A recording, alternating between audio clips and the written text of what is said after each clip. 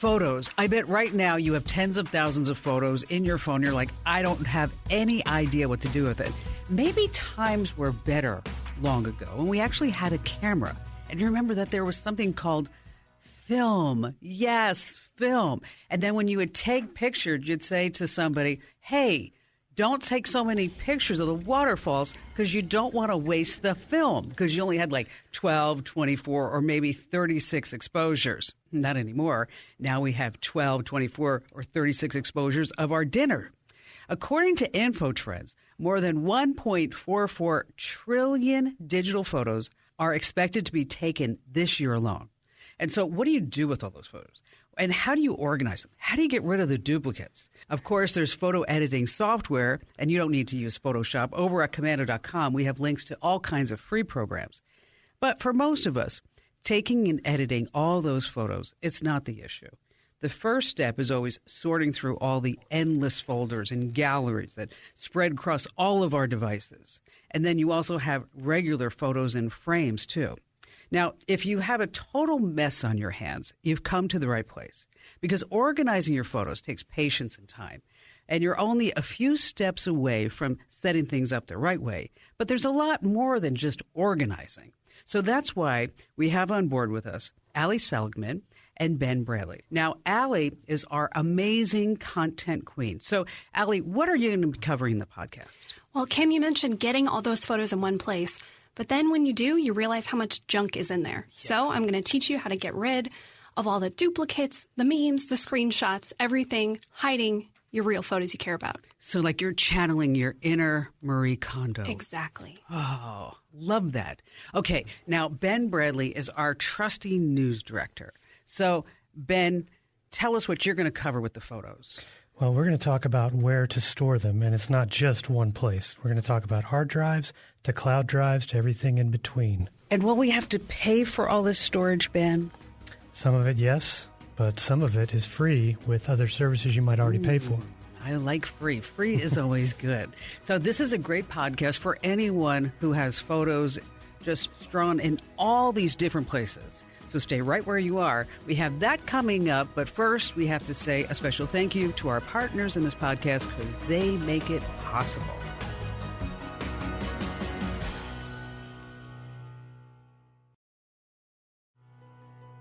Okay, welcome to Kim Komando Explains. We are talking about organizing your photos, what to do with them. And the first step is to gather them all together. Now, you probably aren't just taking photos with your phone exclusively. Okay, so what about all your other devices? You have your phone, your tablet, maybe even have a digital camera. What about your laptop? Old thumb drives. Yeah, I know. Raise your hand. I know you have a few of those. And how about hard drives? How about any old phones that still power up? Okay, then you want to move to digital storage. You want to raid your email, your social media accounts for photos from friends and family that you don't want to lose track of. Now, on Facebook, you can download all your photos that you might want to, and then you have to look through all the cloud storage services that you subscribe to. I know, it's tough. You got Google Drive, you have iCloud, you have Dropbox, and you want to make sure that you're not missing anything there either. You might even have photos on your Amazon account because, hey, maybe you are like one of the people who are tapping into your 5 gigs of free storage with a Prime account. So now, once you've found all the files, the pictures that you want to keep, you have to move to physical pictures. You want to scour your home for any place that you might have old photos stashed away. Maybe photo albums, storage boxes, scrapbooks. When my husband's father passed away, I went through his entire house and I started taking pictures off the wall. And as I started taking the photos off the wall, I realized that some of these picture frames, they had 8 or 12 photos in one frame. I had never seen anything like that before. So start checking all the picture frames in your relatives' homes. Now, don't forget about those undeveloped rolls of film that may have been hiding in back of your desk drawer for many, many years. So this takes a ton of work. But it can be a fun walk down memory lane. But don't take that walk down memory lane yet, because it's easy to get overwhelmed. What I'd like you to do is not get emotional when you're looking at all these pictures. Only 2 seconds per picture. Promise me. 2 seconds, because you can walk down memory lane later. You have this job ahead of you, and I want you to get distracted. And then what I'd like you to do is to set up different piles of your photos. You have yes, no, and maybe. Set them out on the desk, the floor, and then your digital images, you can actually star those, or heart on Apple's Photos app, of course, and maybe you just actually want to start deleting some of these. Now, if you took a ton of photos that all look the same, here is the proven scientific method for choosing the best one. Okay. I hope you're listening. So let's say you have 10 photos of your lunch, 12 photos of your kids smiling, 15 photos of your dog, whatever it may be, doing the very same thing. So are you ready for the scientific method? You ready? Okay. I want you to look at all the pictures.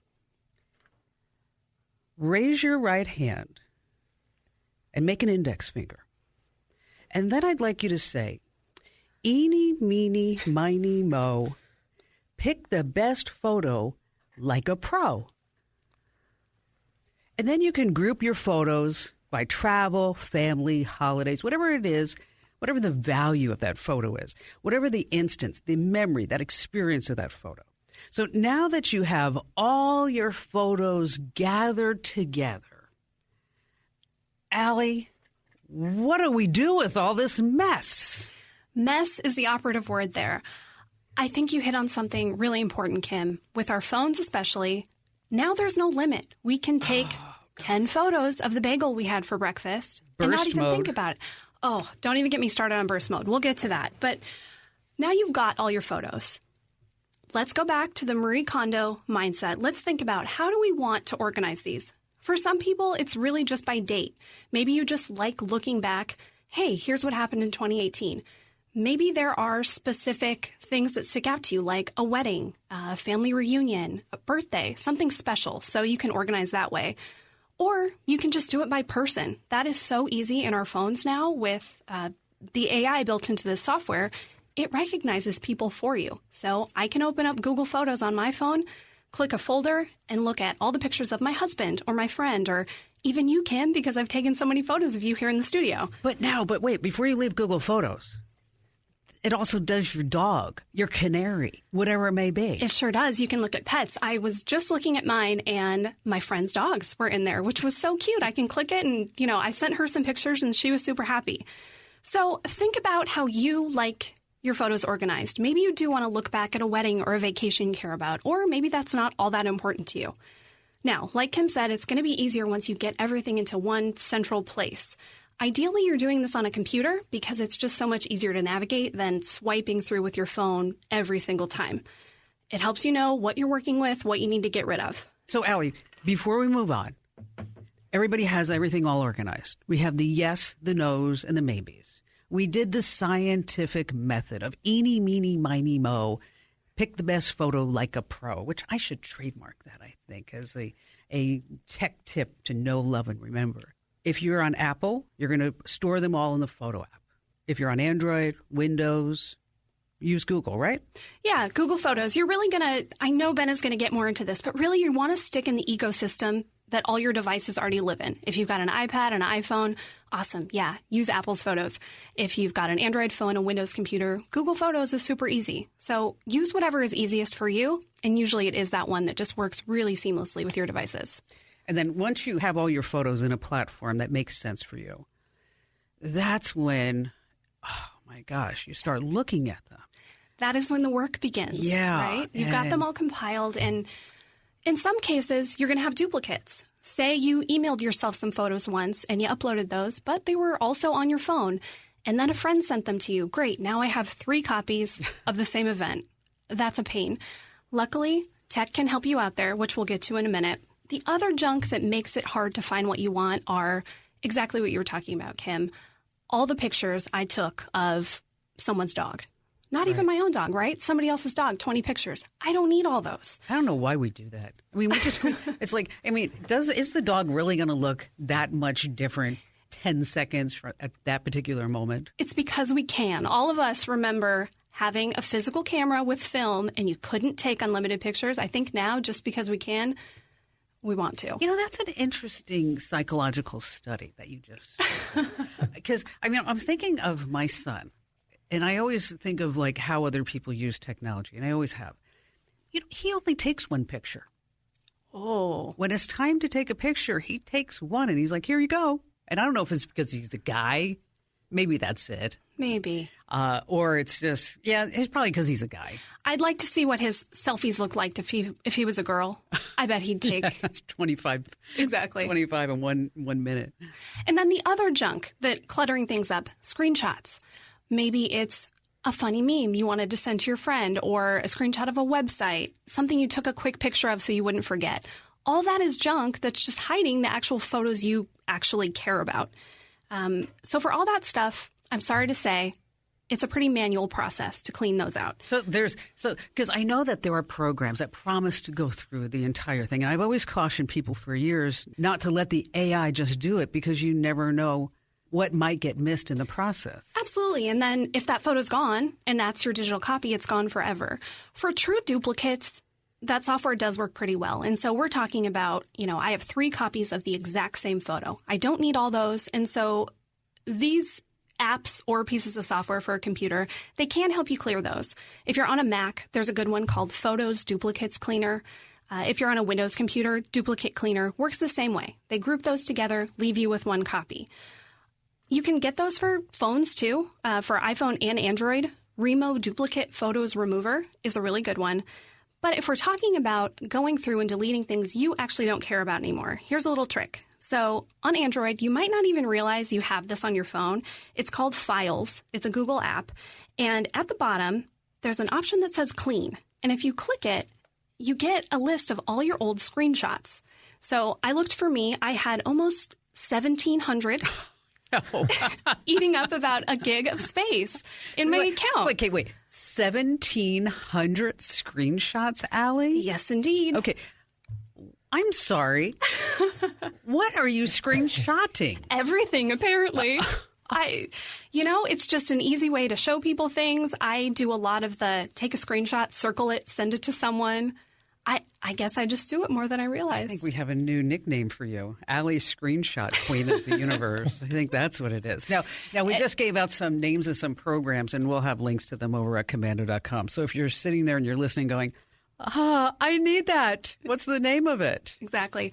Well, and to find your screenshots on an iPhone, you can do the same thing. So if you go in your Photos app, there's an album of just screenshots. So maybe you think, okay, I don't need these. I know they're junk. Great. You can bulk delete it all at once. Boy, Allie, that's such great stuff that you just passed along. So coming up, we have some more information about habits, great things that you should be doing regularly with your photos. And then, of course, Ben's going to be along telling us where we need to save all this stuff. So stay right where you are.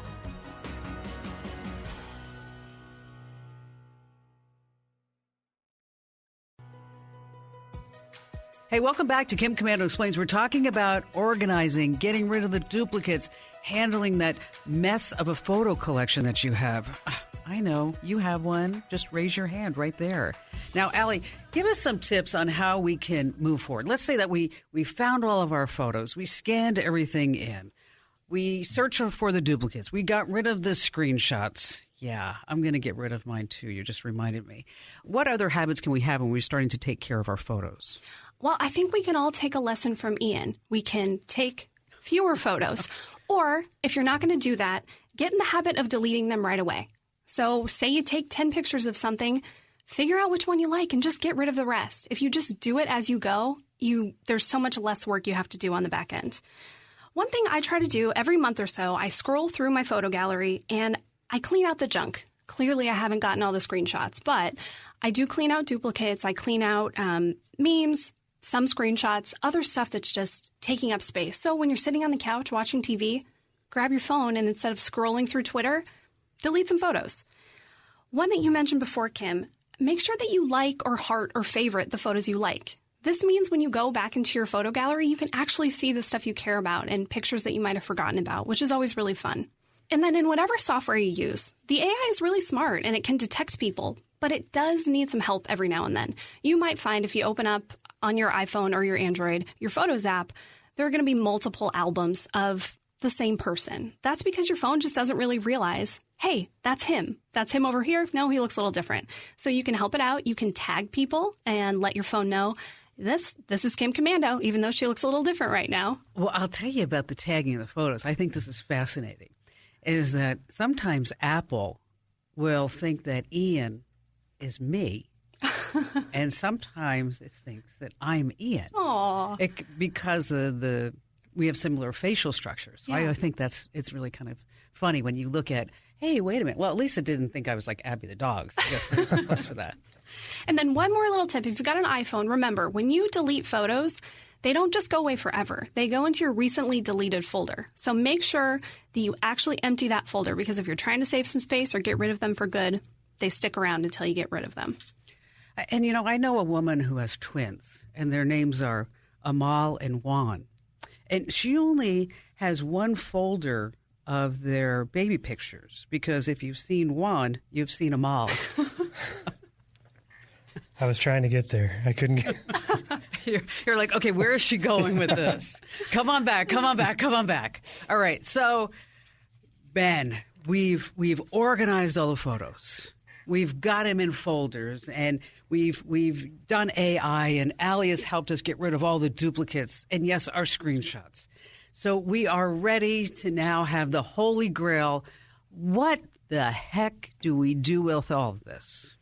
Well, I don't like to store them in just one place. I'm a big fan of having at least one backup. So I like keeping a hard copy on, a local hard drive, and all the photos on a cloud service too. And we kind of talked about ecosystems earlier. So that's what we're going to get into just a little bit here. So you have all these options. You have hard drives. You have other hard drives, aka the cloud, which is just other people's hard drives. And it really comes down to the services you use and how many photos you're trying to store. So if you have a bunch of phone photos that you've been keeping for years, if you have scanned photos from photo albums and everything else, you're going to need a lot of space. And so that's really the key when you're looking at these services. So take your basic photo. The photos now on phones can be 2 megabytes, 6 megabytes. Let's just say the average is 4. Now, if you're trying to store 2,000 photos, really all you need is 10 gigabytes of space. Which is nothing. That's nothing. You're going to burn through that in no time when you factor in any family videos you've saved, or if you're backing up other files on your phone. So that is not hardly anything, considering how many photos we've already taken and how many we're going to keep taking. Now, those photos are in standard format. We're not talking about raw images. Right. You would burn through that space in no time. Raw images are like 20 megabytes a photo, and that's just too much. And then we also have Pro RAW now. Exactly. It's like, okay, so if 20 megs wasn't enough, now we're going to go for like 35. Yes. So, and I don't think it's a bad thing to store the photos on your phone if you have the room. If you upgrade your iPhone, or if you've just had one for years, you may have years and years of photos already on your phone. But don't just make that your only option. Your phone might fail one day. You might reset it. Yeah, you might. Or what happened to that woman, that newscaster, where the child tried to tap into her phone multiple times, and then the phone just said, okay, somebody's trying to hack it. I guess I'll just reset and wipe everything gone, including all the pictures that she had of her kid. Right. And that brings me to my first point about backing it up. And with cloud services, that's important. The ecosystem we keep talking about. If you have an Apple, an iPhone, an iPad, a Mac, your easiest option is going to be iCloud. You're in that ecosystem, and you can set that stuff up to back up automatically. The photos you've already taken, the photos that you take tomorrow will automatically be backed up, that you don't have to worry about having that copy.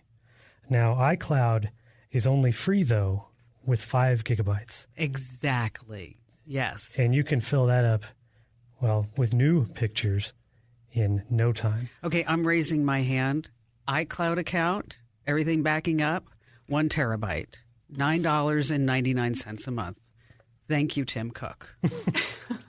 Yeah, if you just have a very small collection, there's 50 gigabytes for a buck a month. But, I don't recommend going with that low amount, especially if you want to keep adding to it. Oh, don't worry, Ben. They'll keep telling you, hi, we're Apple. You're about to run out of space. Click here now. Exactly. Give us your credit card. So, and as far as other services goes, if you have an Android, if you have a Windows PC, yes, there's Google Photos. Now, it used to have unlimited photo storage, which is basically a thing of the past. So you have to pay for a Google One subscription if you want to store a lot. You get 15 gigabytes free. And again, that fills up fast. But if you want to pay for storage, it's basically on the same level as iCloud in terms of pricing. They really don't vary much in terms of, 200 gigabytes is $3 a month. 2 terabytes, $10 a month, which that should, for most people, 2 terabytes is more than you need. How many photos are we talking about? Because, I don't know if people listening can sit there and go, oh, I need like 50 gigs or I need 500 gigs or whatever it may be. I mean, so if you were to say if you have a relatively small photo collection, a medium-sized photo collection, and then just excessive, small being, let's just say, because it is 2021, small is what, 10,000 photos? 5,000 photos? I'd say at least 5 to 7,000 photos. Okay, so we'll say 5 to 7,000 photos. So you're small. That would be you're a small photo pack rat. You would be okay with 50 gigs of storage. And then if I'm medium, say I'm 7,000 to 12,000 maybe? Sure. You could get, if you had a phone or a hard drive that was like 256 gigabytes, that would be okay too. Or if you're paying for that kind of storage, that's 500 gigabytes or less. You would be okay in that range. Now, a 2 terabyte, if you want, and I like future-proofing things because I don't want to replace it if it's going to work, you could potentially, on the average photo sizes, you could store maybe up to 200,000 photos. Wow. Now, that's not including videos. Again, especially if you're shooting videos in 4K on your phone, that's, you've got to factor that in too. Maybe you can factor in, you can add a few hundred videos or maybe up to a couple thousand, depending on how short or long they are, when you also consider all the photos you're storing too. That's why I say a 2 terabyte is a good, base level for that kind of thing. You can get an 8 terabyte.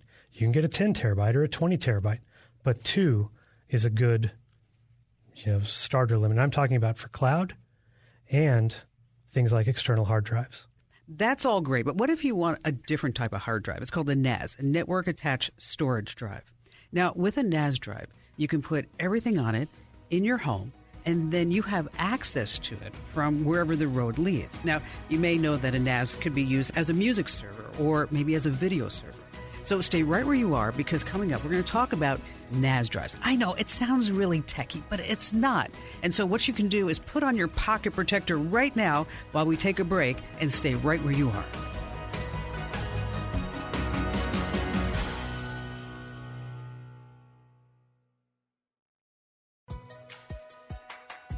Hey, welcome back to Kim Komando Explains. We've been talking all about photos. Don't you feel empowered? Don't you feel like you have this totally under control? Yeah, you do. I know you do. So, Ben, let's talk about NAS drives. Boy, if there's anything that's going to pull people in is when you say, yes, a NAS drive. Now, let me preface this by saying I don't have one yet, but on paper, this is the best of both worlds. This is that whole you have it locally and you have it in the cloud. So a NAS drive, which again stands for Network Attached Storage, think of it as a combination of hard drives with redundant disks. So if one fails, you've got a backup right there.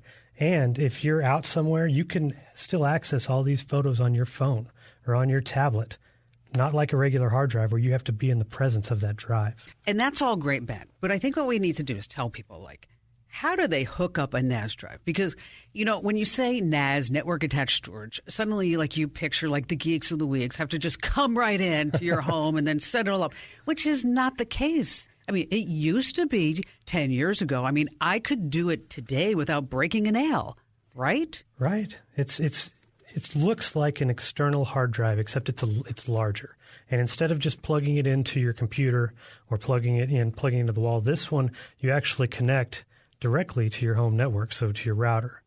Set it next to it, hook up an Ethernet cable, and that's what ties it into your network and makes it available on all these other devices. Okay, it is not hard to set up. Right. It's not. But what you could do is you can say that it's hard, and then you get bragging rights to your family members and friends. And so when you have the honey to-do list, and she's like, okay, so we need you to do the yard, take the trash out, trim the trees, whatever it may be, you could say, I'd really love to do that, honey, but you want me to organize the photos. And so I've got to take the whole afternoon and put together a NAS drive. You think how easy this is? This is difficult. And then she'd say, oh, you're so smart.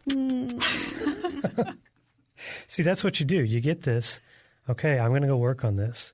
You go into the office or wherever it is, you close the door, you spend the 20 minutes or so hooking it up. Sure. And then you spend the next hour catching the game or whatever it is you missed on Netflix.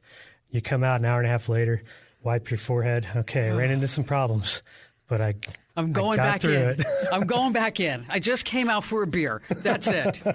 You know how frustrating this computer stuff can be. Oh, if you could just massage my back right now, my shoulders, I feel like I can really do it. Don't you worry. I will get through this. Yes. Now, the thing about the difference is the NAS drives can be more expensive. They can be hundreds of dollars. They can be north of $1,000. One good option, it's technically not a NAS drive, but it's a combo. Western Digital makes something called My Cloud Home Duo with options from 2 terabytes all the way to 20 terabytes.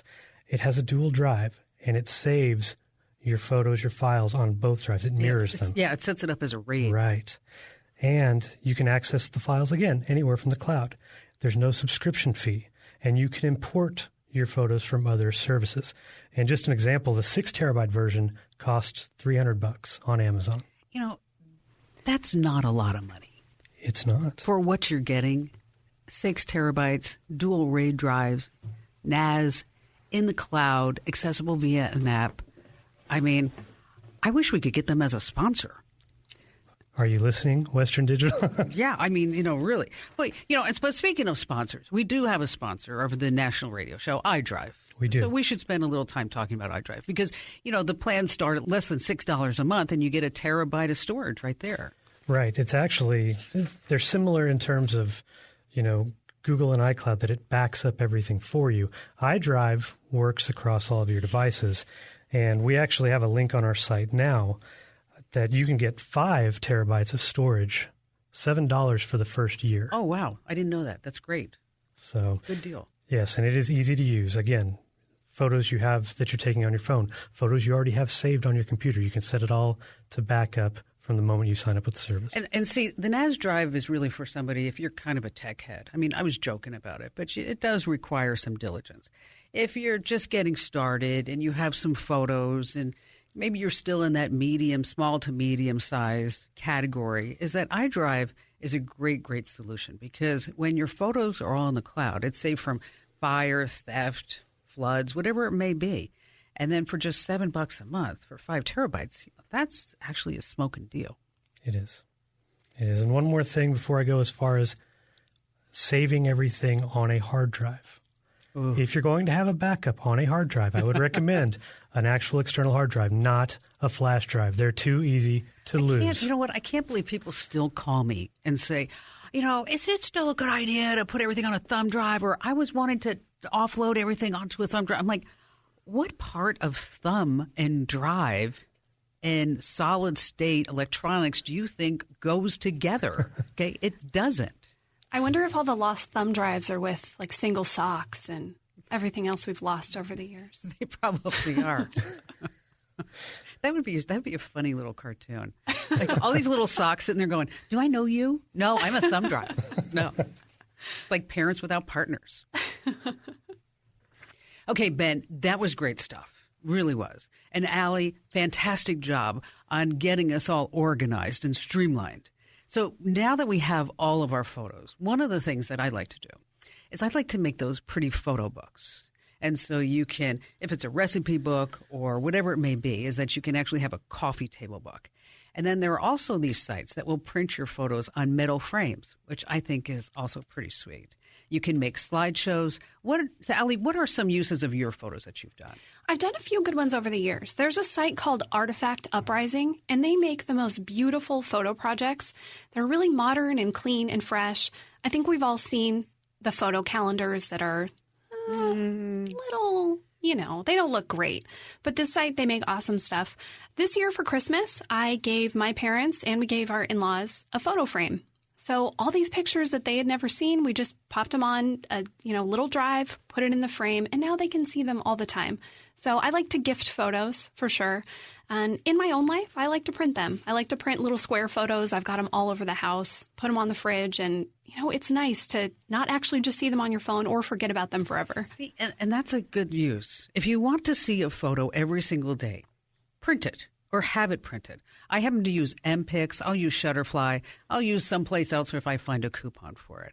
And the other thing to remember, too, is that we all have these smart TVs.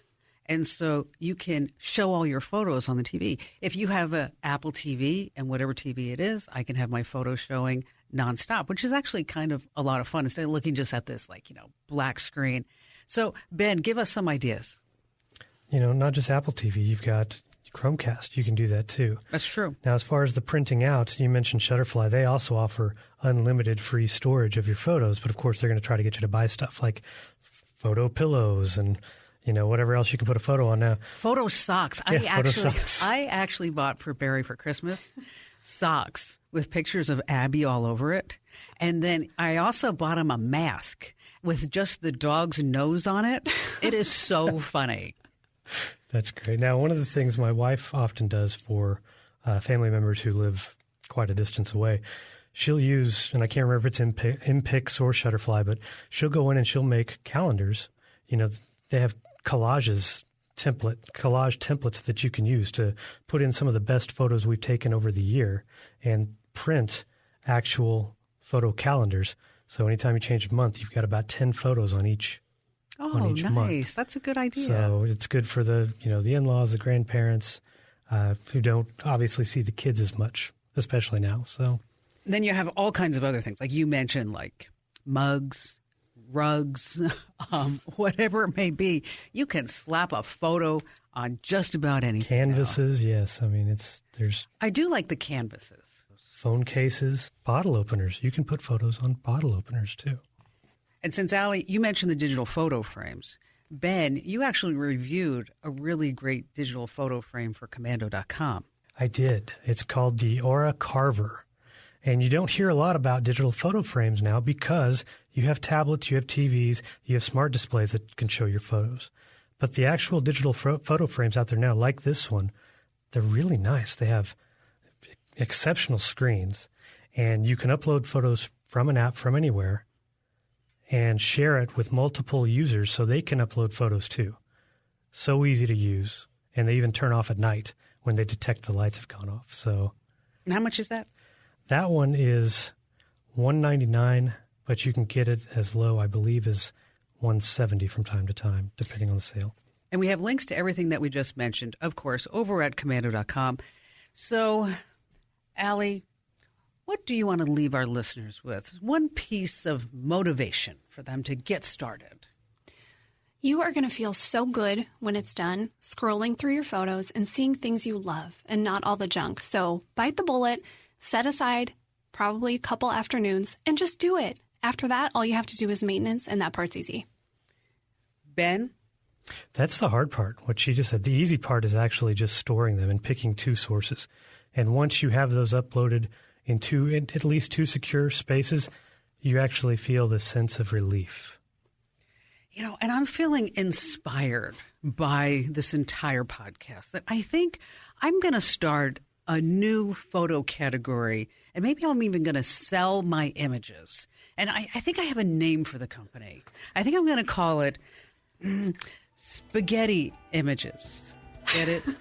Getty Images? Spaghetti. I'm sorry. If you have to explain the joke, it's just not worth it. So I hope that you're going to walk away with the motivation, the skills, and the mindset to get this done. Allie and Ben, thanks for joining us. Thank you. Thanks for having us. And for links to everything that we just mentioned, of course, just hit the website, Komando.com. That's Komando.com. And speaking of, join us on social. Stop ghosting me, okay? Whether you're on Facebook, Instagram, Twitter, TikTok, or LinkedIn, there's only one place where you can find me. And the handle's the same. It's at Kim Komando. Thanks for listening. And don't forget, subscribe to this podcast, follow the podcast, give us a great 5-star review, and please, please write something nice about the podcast because it helps us get higher in the ratings. And you know what? And my mother reads all the reviews. Oh, and she says, "Oh, Kim, they love you." Yes, you can say that.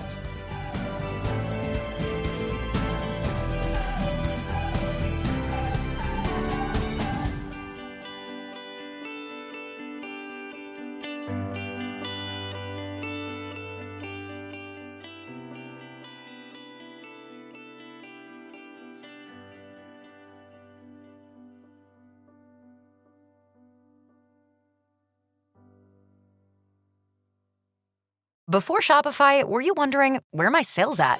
Now you're selling with Shopify, the global commerce platform supercharging your selling. You have no problem selling online, in person, on social media, and beyond. Gary, easy on the cha-ching. Oh, sorry, but my Shopify sales are through the roof. Start selling with Shopify today and discover how millions of businesses around the world use Shopify to ignite their selling. Sign up for a $1 per month trial period at shopify.com/listen. Shopify.com/listen.